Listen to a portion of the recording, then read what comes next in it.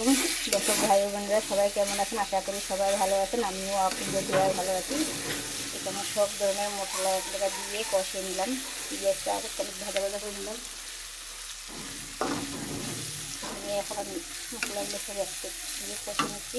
আর এই যে এখানে মাংস দিয়ে রেখেছি, এখন মাংসটা দিয়ে দেবো।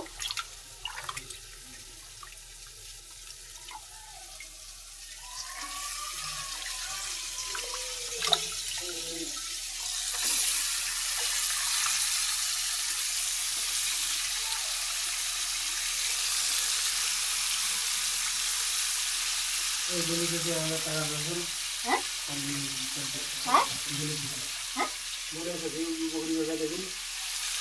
বলে আমার টাকা এদি তো এদি শেষ টাকা কেমন করে আর সমিতির টাকা কালে ওটা কোনো স্কুলেতে 1300 টাকা 1350 টাকা দিবে নাকি? কেমন করে দেবে?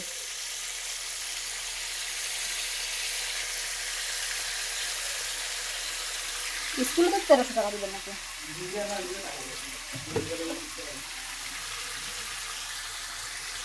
এখানে আমার ভাত হয়ে গেছে।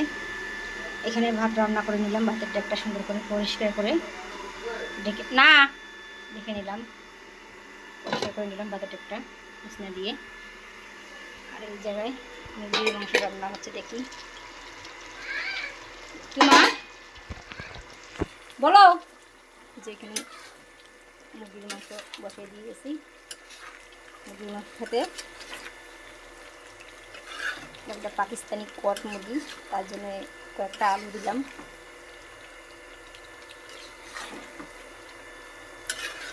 আমার আলু খুব পছন্দ, তার জন্য আলু কটা দিয়ে দিলাম একসাথে। আর এগুলো মাংস বেশি সিদ্ধ দিতে সময় লাগবে না, তাই জন্য মাংস আর আলু একসাথে দিয়ে দিলাম তরকারি রান্না করার জন্য। সাথে থাকুন।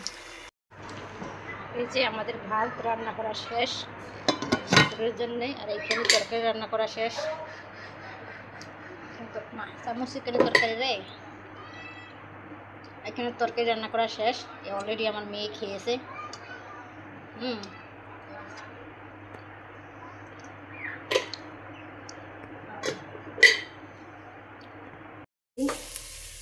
তার জন্য আমি পেঁয়াজটা মশলা সব কিছু দিয়ে ভেজে নিচ্ছি, নিয়ে পানি ঢেলে দেবো।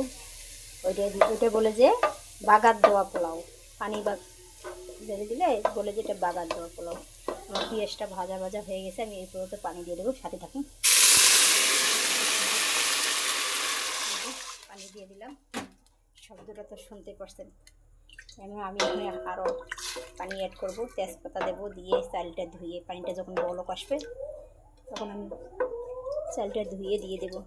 এক পর্যায়ে পাতিলটা একটু লাল হয়ে গেছে, এখানটা একটু পরিষ্কার করে দেবো রাখবো, নাইলে ভাতটা লেগে যাবে। সাথে থাকুন। রান্না প্রায় শেষের পথে পোলাও হয়ে আসছে। ভালো করে ঢাকনা লেগে দিলাম। আর 5 মিনিট দমে রাখলে পোলাও হয়ে যাবে। আর এখানে ডিমগুলো সরকে নেওয়া হয়েছে, ডিমগুলো ভুনে নেবো। এই পর্যন্ত রান্নাবান্না শেষ। দর্শক বন্ধুরা, আমার ভিডিও যদি ভালো লাগে তাহলে আমার চ্যানেলটা সাবস্ক্রাইব করবেন আর আমার চ্যানেলের পাশে থাকুন। আল্লাহ হাফেজ।